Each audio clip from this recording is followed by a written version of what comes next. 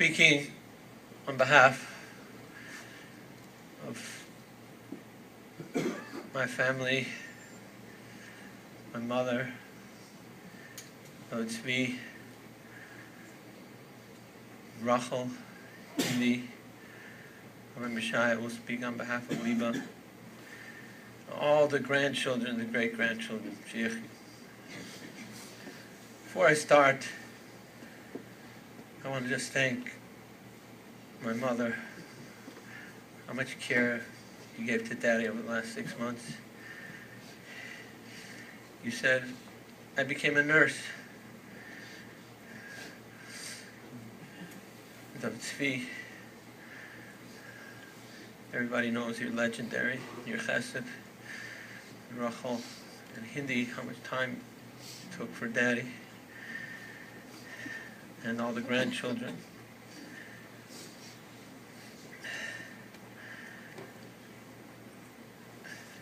My whole life, I used to love saying stories about my father. Daddy stories. How he would run to learn here. Stories. I was so proud always.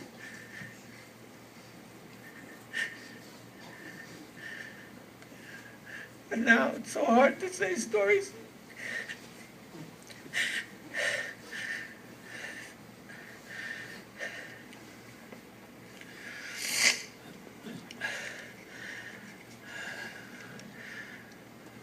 To grow up in a house where your father loves Torah with every, it's like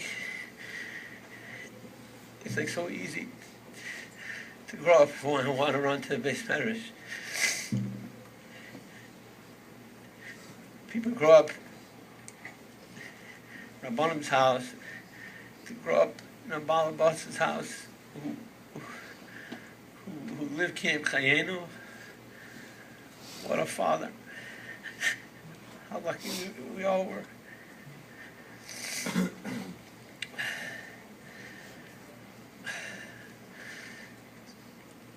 I owe it to my father to speak properly. Just a few short weeks ago, he came for the summer, like he would come every year. The summer, I was very anxious because I hadn't seen my father really since the fall, and even though Baruch Hashem is getting better, it's up and down, and I was nervous what he would look like. So we came to Montreal. I went running to the house to see him. So of course he's not in the house. I know what I was thinking. I realized I made a mistake. I went to our house. I didn't go to his house. So his house was the kollel, and before that the yeshiva. When I was growing up, when I was a young boy in high school, I used to walk downstairs to my father learning. The end of second Seder was the chavrusa. Like Eli mentioned, he had 3 star a day. That was his house. And I was nervous, what's he going to look like? No, he fell, I walked into the base medrash, and I saw the most beautiful sight I ever saw. He's just sitting there with his Gemara. He didn't even see me coming. He looked mamish, mein olam haba, like his face was radiating. So how do I not sit down and learn? Of course, we learned together. There's a famous Rush. The Rush in the back of the Gemara, maybe the most famous Rush. The Rush asks, when we make Berachas HaTorah in the morning, how come, and then we go to work, so how come it's not a hefsek? How come we don't have to make another bracha? How come it's not considered an interruption? And the Rush says, when a person is holding by Torah, so even when he goes to work, he's still taking the Torah with him. And every spare second he has, he's learning. And as soon as he's finished work, Daddy, you live this rush. And I realized today, Rosh Reish Aleph Shin is Rosh Hashanah's Reb Aaron Schechter. You taught us how to be a Rosh. Your Avos Torah was not call you every time of the week, Avart, and you're running to tell it over to everybody the whole day. Everybody knows. These are things that everybody knows. When my father davened Yom Neraim, so as everybody also knows, he had problems with his eyes. Never complained. He had problems with his eyes. So they took a pile of Gemaras and they put it on top of the Amud, and then they put the Machzor down, and that's how he davened. And now I understand. His chus to lead a yeshiva in tefillas of Yom Neraim was all his Torah. That's why they piled up the Torah, because that's how he had the chus to lead in a yeshiva, to be the shliach tzibur, because of all his Torah. He loved everybody. He was the friendliest person you'll ever meet. Before he talked to you, he was your best friend. But if you knew how to learn, if you can't learn it, you were the greatest thing in the world. Every time I used to talk to him, like, he'd go, "Oi, a younger man moved into town. Azal Lamden we never had in the city." And this went on every 3 months. I'm going to hear he gives a Avad. He couldn't get enough. He couldn't get enough. Remember in Trout Lake, the summers, fathers take out their kids, take them out for a good time. He did that too. But to him, taking the kids out for a good time, he had to take Ellie, and they went to learn. And they left to the shul Sunday afternoon, 1 o'clock, and he would come back 6 o'clock. 5 hours, just sit there. This was before he retired. This is when he was in business all the years. He could learn 5 hours straight. And I remember his face coming in through the gate into the colony at 6 o'clock. His smile was bigger than the lake. He was a Gan Eden. He used to call me, he used to say to me, "Oh, Moshe, I was in Antwerp. You know how many people came over to me? Oh, you're a Belia Shver. You're Adam." He couldn't contain himself. The pride that as a son-in-law, it's holding up a whole city with this Torah.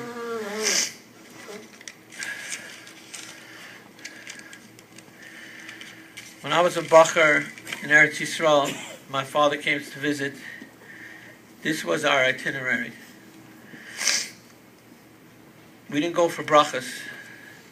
We went for shiurim. And every day, he dragged me around for 2 weeks straight. By the time he left, I needed to sleep for 3 days. We went to Rav Moshe Shmuel Shapiro, Rav Abba Berman, Rav Asher Arieli. We went to Rav Gutzman. Rav Gutzman gave a shiur for 3 hours. 3 hours he gave a shiur. After an hour and a half, I needed to walk outside. So I kept myself busy. I come in the shiur, I see people are going out of the shiur, so I go in to get my father. He's standing up there arguing with Rav Gutzman about a svara on the 3-hour shiur.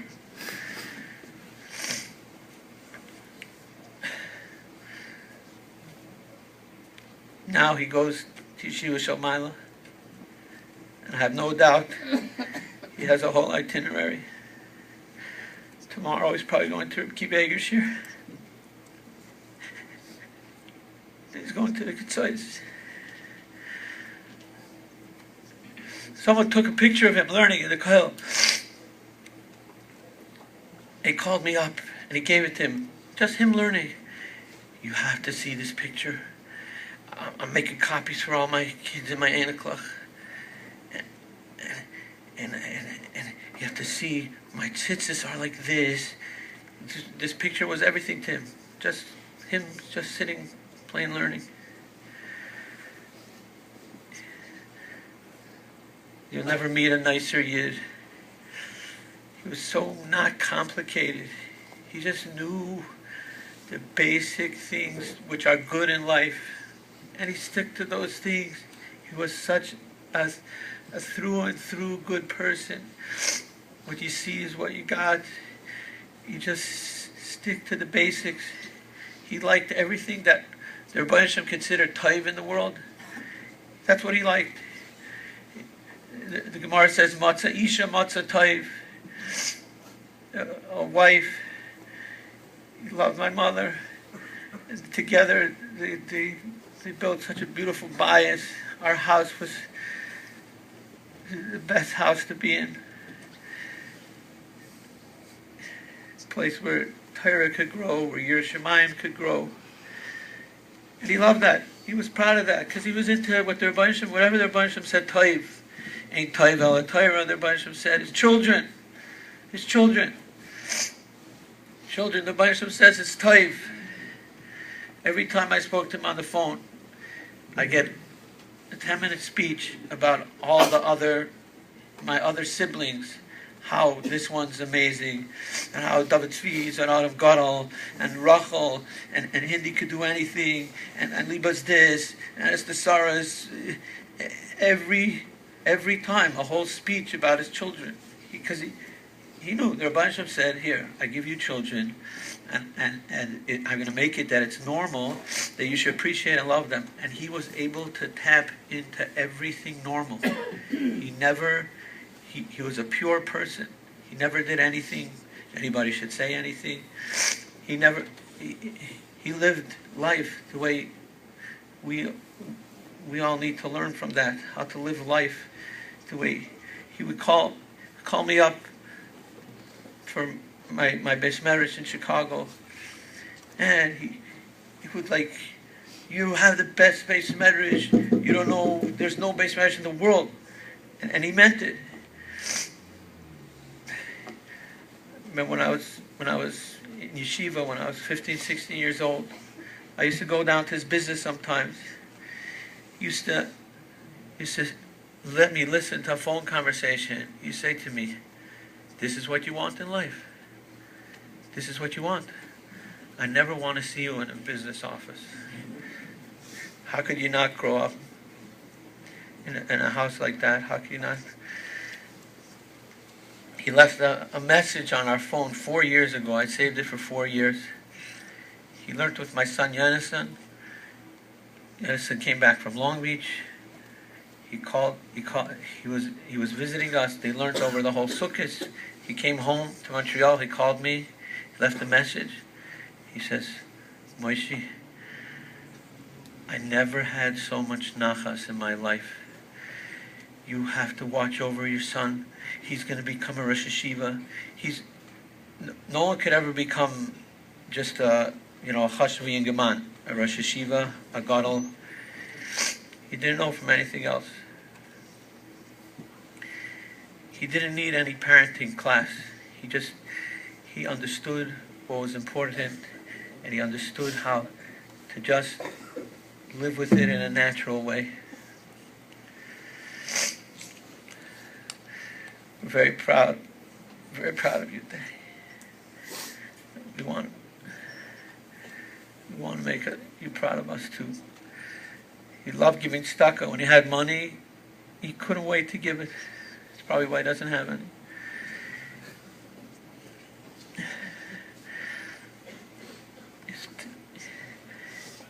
People say he's 77 years old.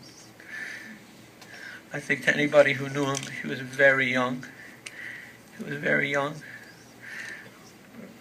we take in a chama, and that's 77 years that he lived. He lived them every minute for real. He used every minute. It was living every minute. He was one of the founders of the yeshiva here, one of the founders of the kollel.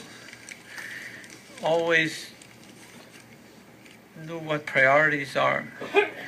Together with my uncles, my Uncle Meyer, my Uncle Herschel, they helped, of course, with other chashuva haskanim in town, helped build the yeshiva, helped build the kollel. In a way, it feels like in some ways the end of an era. The older Schechter family, we're so proud. My father and my uncles, my Aunt Frida, what they did for our city, and my Zadie, of course. And Montreal is proud of the Schechters. Rabbi Yonasan Eibeshitz says, when a person is nifter, all his midas, all his attributes, are all hefker. They're there for the taking. My family, the grandchildren, us, we have hefker, a heart that's so filled with Torah. It's hefker for us.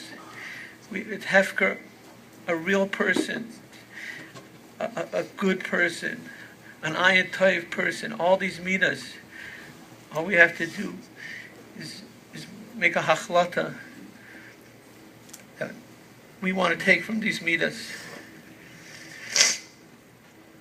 I want to just give a thank you to Rabbi Hoffman, who spent so much time the last while helping us.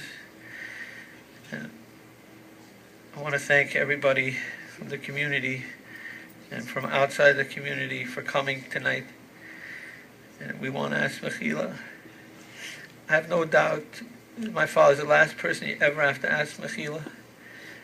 But he was so easygoing, we never gave him the proper respect. It should be a Moshe Schechter to us, to our family. Bila Mavas Anetzach Mach Shem Din Al Kapana.